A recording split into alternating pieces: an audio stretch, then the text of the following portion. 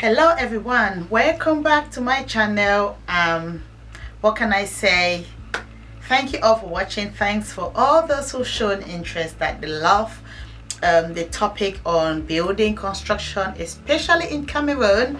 So I'm gonna continue with that topic today. As I promised, the next thing that we're going to discuss about is going to be manpower. We talked about the 5 M's.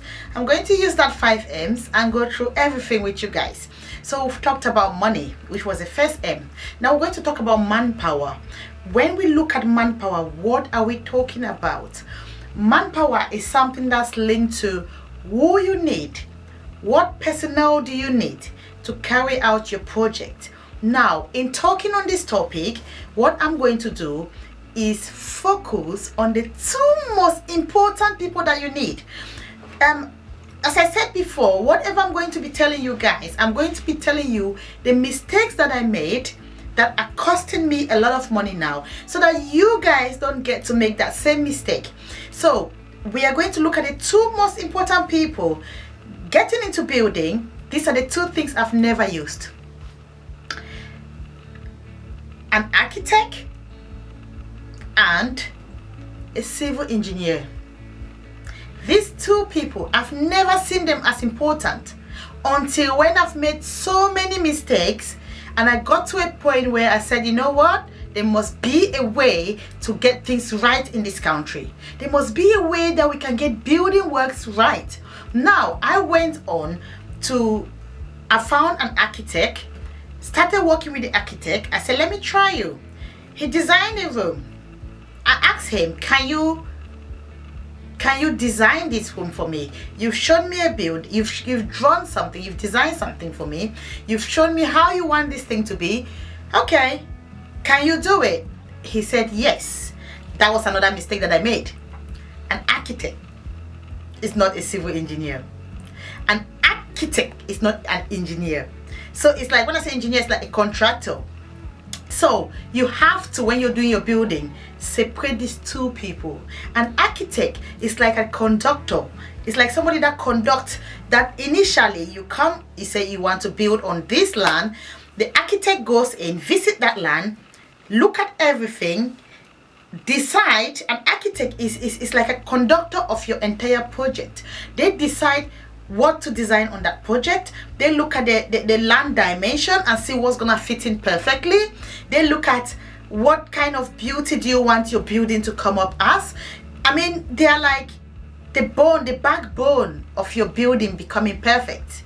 Now, a contractor, that's an engineer, a civil engineer, that's somebody that comes in now after your architect have finished their work. This person now come in and look at the feasibility. Is that going to work? Is that possible? Whatever your architect have done, is it possible? Because your architect can design all the most beautiful things in this world, but considering the fact that we are in Cameroon, for example, some of the materials might not be available. So it means that work is not feasible. It cannot start from start to finish to produce what the architect have designed. Now your contractor is there to look at it and say, okay, this is possible, this is not possible, or we can import this material to get this to be possible. So it's those kind of things. I ask the architect, you've designed this all so beautiful, I love it. Can you design it? Can you carry on and get it and get it to the finished product for me? He said yes. Now the mistake that he made was he wasn't a contractor, he wasn't an engineer. But because people in Africa, they love money, when you tell them anything, they want to take all the work for themselves. Even if they cannot deliver that job, they still want to take it because it involves money and you're gonna pay them. Now I gave that the person, the architect, the work to do. So I want you to bring out the same thing that you've done on this paper. He went, start sourcing out people that can do it, source out electricians, source out plumbers, source out somebody who can do staffing, source out all those people, source out where he's going to buy the materials. Gave me a bill. I said, okay, let's go on then. Gave him everything that he needed to get the work done. Was the work done? No. From the start, we started seeing mistakes.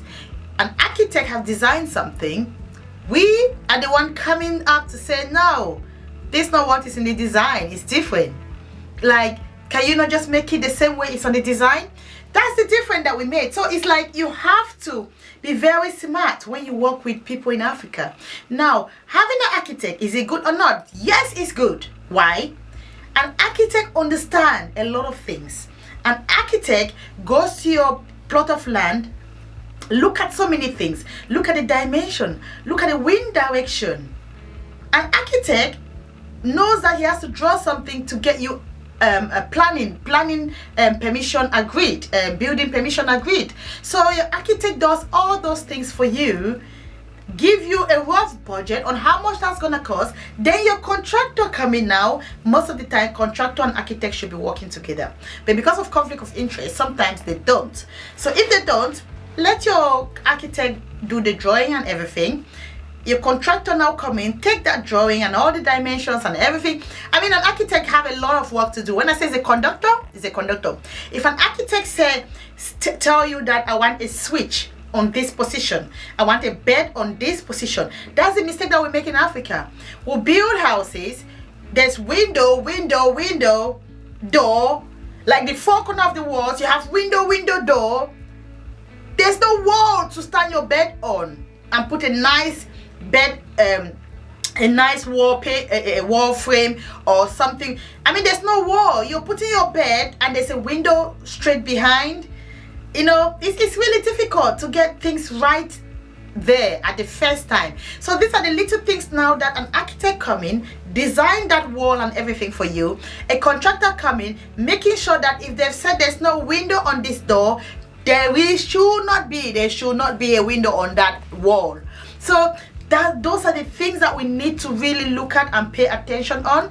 I don't want you guys to make the same mistakes that I made. I have to now start locking some of the windows, reopening windows on other places. Another thing is wind direction. That's something that an architect investigates and look at. Where does the wind blow? When there's heavy rain, where does that rain come from? So if you know that the rain is coming from this side, for example, the house that I built, the first one, there's a window that when rain falls, it always falls like this on this side. And that particular window, because of a lot of rain falling on that window, there's a leakage on it. Why is there a leakage? Because the window position was totally wrong. There was another option where they could put the window on another side and keep that wall blocked, use it as headbed side. But no, I didn't have any architect. I just got somebody to say, okay, you're a builder, can you build? And they built. They made their decision. They always know more than you. Like, you can come up with an idea and you call it builder, say, I just thought about this thing. Can you please do it? Like, you haven't even finished explaining what you want. Oh yeah, I know. Yeah, mama, I know. What do you know? I'm trying to explain something to you. You have to sit quiet and listen. And then later on they'll go and make the same mistake again, and then you have to tell them, break it down. And all those breakages where you keep breaking your building. First thing first is costs. Second thing, you might have to break something that was supporting something at the top, and then it's just all complicated at the end. So that's the reason why I really want to talk about this topic, and I really want you guys to watch this video and understand where I'm coming from. An architect is not too expensive in Cameroon. For example, I got a design done. I didn't pay more than I would say 150,000 to get a complete design. The design you see the outdoor, how it's going to look like, the color samples. You can tell them that, oh, I don't want the color here, I want the color here. They give you the design of the entire rooms and sitting room, where the chairs are going to be, where the windows are going to be, the dimension of the windows, dimension of the everything. You've got a dimension of everything. Now, you know why an architect is good as well? I just love architect. You know what? I'm thinking maybe when I retire, I'm going to study to become an architect, because I'm somebody that loves systems. I love to design things. I love colors. I'm creative. An architect have to be a creative person. I'm a very creative person. I love to do my things myself, like now dress up, makeup, everything I've done it myself. I love to be creative, so those are the kind of things that will really motivate, really is like it'll bring joy to my heart. Those are the kind of jobs that I love to do. So I will definitely become an architect in less than 5 years time. You guys should watch this. Yes, I want to become an architect. Okay guys, as I was saying, the importance of an architect. I don't know if we have a lot of architects in Cameroon, but if you know any architect in Cameroon, please pop their details below. The problem that we have in Cameroon is that we don't have somewhere that we can source out these people, so we end up doing things ourselves. Now, what else does an architect help you with? An architect help you to know. An architect help you to determine where, if you want a TV to stand somewhere, if you want everything is in the kitchen, where do you want the fridge to stand? They give you a first draft. You can tell them, oh no, I don't want this thing here, I want it here. If they can change it, fine. If they cannot change it, they'll tell you the reason why they're not changing it. So a good architect should be able to design, be creative, design your entire house for you from start to finish, and then you look at it on a piece of paper and there's every little steps there. And another mistake that I realized in Cameroon is that people put switches, you know, switch that you plugs, where you plug for current, to get current. You enter your house, you want to charge your phone, you plug it on the wall. The plug is at the top, like right there. How can you plug your phone on the wall and then the phone is hanging? I mean, where have you seen a cable, a phone cable, which is as long as the height of probably my shoulder? Like, there are so basic things, that basic mistakes, that when you have an architect, you will not make those mistakes, because an architect tells you that this is where a switch should be, this is where a plug should be, and architects know why that plug is at the bottom, because then your phone, you can easily plug something and it slips on the floor. So those are the little things that we fail to achieve. Why? Because we don't use an architect. An architect gives you all the dimensions. This land is 600 by 600. An architect takes that land, breaks it down from the beginning of the land to this is where the building starts, tells you how many meter square the room should be, how many meter square the bed should be. If you follow those things and put those things the way the architect have told you, trust me, your house will be super. No stress. Now a contractor comes in. The contractor takes what the architect have done, look at it, is it possible? If it's not possible, now the contractor now is working out closely with you, that is your project. Contractor now is asking you, is this thing possible? Architect have told you your entire bill is 100,000, 100 million, for example. Now, do you have 100 million based on how long you want to build that house? If you don't have it, you have 700 you have sorry guys, this million matter, I'm not used to. Now if you've got 70 million and you want your house to be for 70, the total cost of your house to be 70 million, now and a contractor come in, okay, my boss cannot make it for 100 million, we have to bring this cost down to 70 million. What can we reduce? What can we add? A contractor come in, see how they can maneuver that money, the building and the materials, to match what the person that owns that project is expecting or is asking for. Okay, so now don't be scared when your architect have given you your budget or your entire house plan and how much it's gonna cost. Remember that you can always shift and push. Now if the house was, say, 5 rooms or something, and you've decided that you can't make it with that amount of money, you can always reduce that house. You can tell the architect, okay, can you reduce these dimensions because this is not possible, it's too expensive, or can you reduce some of the things, some of the lighting that you've inputted in the house. So all those things count when you're looking at this. Now we're talking about manpower. What else do you need? Now your contractor is there. Your contractor, most of the time, are people who can build. But I will advise you, make sure your contractor is not the builder. When your contractor is the builder, when they are making mistakes, they don't see. It's normal. When you're making a mistake, you don't see your own mistakes. That's normal in life. Someone else sees your mistakes. So your contractor is somebody that's going to be there every day. At the end of every day, they come and see what's happening, and they'll tell you, oh, change this, this is not supposed to be there. So the contractor is holding whatever the architect have designed, and they're going through your work to make sure whatever the architect have designed and they've agreed on is what you're going to deliver.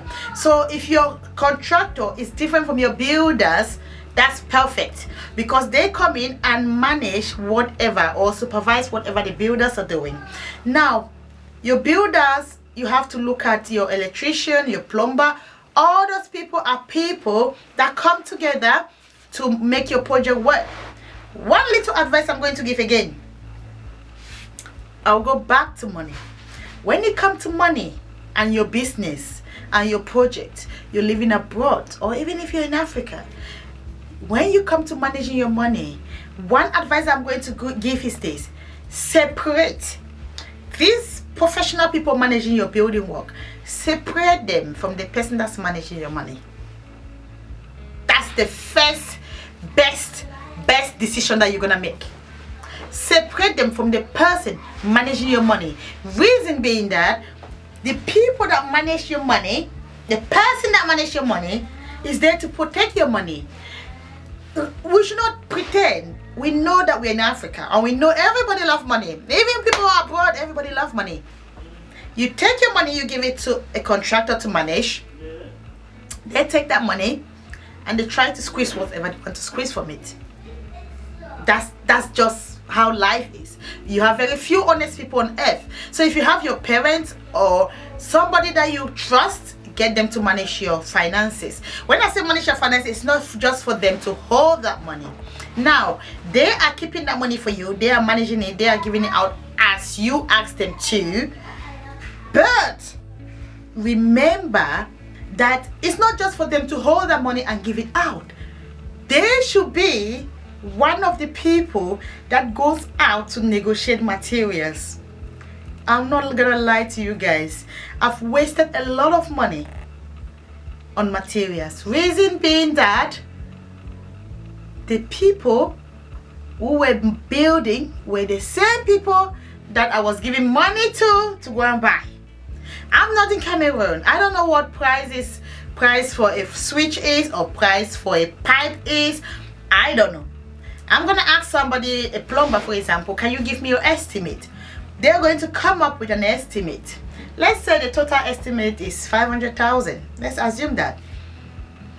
I'm going to remove 500,000 and give it to them, because everything is in material. I cannot negotiate that with them because it's not labor cost.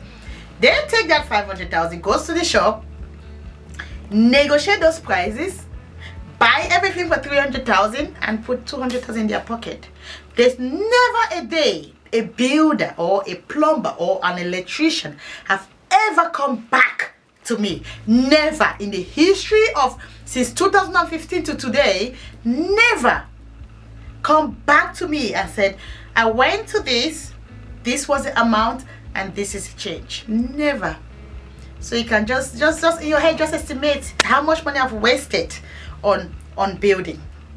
So I don't want you to make that same mistake. Now, I'll just give you an example, guys. When I went to Cameroon, the last time I went to Cameroon, a plumber came in and they gave an estimate. It was a small thing we wanted to do. The estimate was 128,000. The person that I have a separate person that's not building, he doesn't even have any idea on building on it, whatever, nothing. All he does is manages the materials, because we buy a lot of wholesale. He manages the materials and everything that's there, and who takes what out and who doesn't take what out. We went with this person to the shop to say, okay, let's go and buy it. Took the plumber ourselves. Got there, the guy went in, negotiated, got everything that he wanted, discussed with the person selling. Guess what? We ended up buying those things for 72,000. That's how you can save money. And I was like, wow, you know what, I'm never going to give money again to anybody. Like, I buy your materials, So all I'm paying you is your labor cost. Don't you dare tell me that you want money to go and buy material. Even if you wake me up at 5 a.m. Oh, I need this thing urgent. Wait, it's my project. I'm not rushing. So you should not be rushing. Okay? Yes, guys, so that's how we save money. So we should understand these people coming, these are the manpower, these are the people that we need to get our work done and finish and finalize. However, we should be very smart the way we deal with them. When I say trust none, I mean trust none. When it comes to carrying out your project back home, trust none. When I say trust none, I mean trust none. Now, I'm going to go to the next topic quickly, and the next topic is just that a lot of people have been writing to me and they just want to know how to save on cement, buying cement. I'm going to just quickly do you a quick video. I think this is gonna help. This particular part of the video is really going to help everybody because I believe that saving money is so important when it comes to building. Okay, now this video is about cement, specifically how to save on cement. Okay, first thing first, if you have to save money on cement, you have to be able to make sure that you've got storage space. Okay guys, we're back again. Now cement, buying cement. In Cameroon we have two companies that make cement. We have our Semeka, which is the Cameroon cement, and we have Dangote cement. Now I'm gonna explain, not really a lot of explanation because I'm not in the business, but from experience, Dangote cement is have more quality. From what my builders have told me, it's got more quality than the normal cement. So if you're buying cement, if there's a way to go for the Dangote cement, then perfect, especially when you're buying wholesale. Because I'll tell you guys something, I bought cement wholesale the last time and it was down for 1-2 months and it went hard. Yes, it went hard, and that was Semeka, and I don't like, you know, it doesn't last, it goes, you know. So we lost a lot of cement. Not well, the building was over, but there was a leftover that we could have used it for something else, but just keeping it for 2 months so that somebody can rest, the thing just went bad, you know. That was a big loss anyway. However, I'm just gonna explain to you guys how to save money, like really save money when it comes to buying of cement. Okay, now in Boya, for example, as I said, I'm going to keep talking about Boya because that's where, I don't know about other places.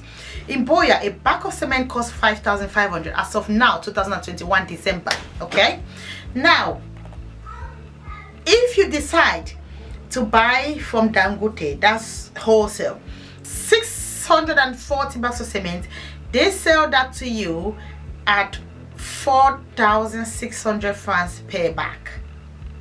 Okay, 4,600 pounds per bag. So how much are you saving? You're saving 900 francs. 900 francs for every bag of cement that you buy from Dangote. Okay, now this cement, somebody will say, okay, I'm in Boya, I'm there in Douala, how do I get it? How do I pay? When you buy a truck of cement, they sell it at that price. That includes transportation, so it means they deliver it to your home or wherever you want to store it. That includes offloading. So the people that come with the cement offload it for you and pack it wherever you want it to be packed. Now if we look at 640 bags of cement wholesale, what's the total amount? 2,944,000 francs you're spending to buy 640 bags of cement. Okay, now let's assume that we want to buy this cement from Boya. A bag is 5,500 francs. If we want to buy 640 bags of cement, what does that give us? 3,520,000 francs. 3,520,000 francs. So if you buy your cement from Dangote as a truck wholesale, rather than buying it from Boya, you're saving 576,000 francs. Just like that. That money can pay your labor costs to do your foundation. That's a huge savings for you. That's why in my first video, when I was talking about money, get a lump sum to start your project and then go slowly. This is a good example. So if your lump sum is 5 million, you buy your cement from Dangote 2 point whatever million you're buying it for. The leftover money you buy rods and things like that and put down. One more thing for rods, you have to be careful. You have to make sure if you're buying something wholesale, that company is shipping it for you or is transporting it for you. The only thing I realize when it comes to rod is this: the difference in prices is not a lot. And then if you want to inbuild transportation, because the companies that sell rods in Douala doesn't transport your rods for you for free, if you want to inbuild transportation cost and other costs, offloading costs and the rest, then you realize that you're going to spend more than what you could have spent if you have bought the rods from Buea. So I don't know, I will not just advise you to get it from Douala unless you're really getting a massive wholesale. When I say massive, like big amount of rods. If not, then don't bother. So I think we've talked about materials. There's nails, those things, they are very cheap in Douala. Okay guys, go to Douala, get your contractor, as I was saying. If you want to buy nails, you've got a lot of things that you can buy, staff, all those things, go to Douala and buy them wholesale. They are very cheap in Douala as compared to Buea. Very cheap. Buy them there, bring everything together, have your storage space, put them there, and get your work started. Another one little thing I'm going to talk about is water. This is very important. There's no water in Cameroon. No, in Buea there's water, but the water keep cutting off. Not every area have water. One other thing that I did when I started building, we used to pay all the time for people to carry water. I thought, this is getting too expensive, and I decided to go for a borehole. I did a borehole. What did I do with that borehole? That borehole provided water for all the work that I've been doing, provided water for the house. Also, I distributed that water to houses around that needed it. So at the end of the month, those houses pay for the electricity bill, because you need you need electricity to pump the water up. So the houses that decided to take the water share that bill at the end of the month and pay for the electricity bill. If the borehole gets bad, those houses join money together and pay for the repair costs. And then we also had a tap outside that would open at certain times. Neighborhood people who cannot afford to support, to buy, to pay monthly, to tap water into their houses, now use those, come in there and carry water. That's how you do community mindset. That's how you support your community. Thank you all for watching. Thank you. I hope this video helped. I hope this video is going to take somebody somewhere. I hope this video is going to get someone to save money. Thank you again for watching. Thanks for the support. And as you know, I always have to tell you guys, I can't forget this bit. Always have to tell you guys what I'm wearing, what I'm doing, what I'm wearing. Yes, I'm in Yanga. So, earrings from Karen Mela, my earrings. My makeup, Fenty Beauty, you guys know. My lipstick, I bought this new. It's a deal. They've got this new lipstick that have come out this Christmas. It's rouge, like super red. It's beautiful. That's a lipstick. It's so nice. Yes, so nice. Yeah, I love it. The lipstick is so nice. Like when you go into the shop, you look at it, the way they've placed it, it's so tempting. Yeah, that's the lipstick. It's beautiful. Now the lipstick goes with the what is it? You can also, I've put the lipstick and I've added a little glow, so you can also have the lipsticks have their matching colors for the lip gloss. So I added a little bit of lip glow just to pop it out a little bit more. And then yeah, that's beautiful. I love it. I'm gonna do a video on this just to review this. I love it. Yeah. And then what else am I wearing? I'm wearing a Forever Unique, the dress. Forever Unique. I love this dress. Also, I bought something. Let me show you guys something. I bought I love this dress, but for some reason I feel like if I add a belt on this dress, it's going to look much better than it looks now. Sorry. So I bought this belt from Zara, £17. From Zara, £17. This belt, beautiful belt. Very, oh god, come on. So look at this, guys. Look at this. So everything. Come out now. Come out now. Yes, that's me. Okay. Yeah, you can see me now. Okay, yeah. So that's with the belt. The dress is so beautiful. Like, I love it. Yeah. So yes. Okay. Let me bring my Mrs. chair back and sit down, and I'm gonna say Merry Christmas always because it's December, and I pray that everybody can have a beautiful Christmas. And it's your girl Grandmother. Yes, I'm happy. I'm really happy. I don't know, this December is happiness. Yes. Thank you all, guys. Bye. I don't want to go. I love you guys. Bye.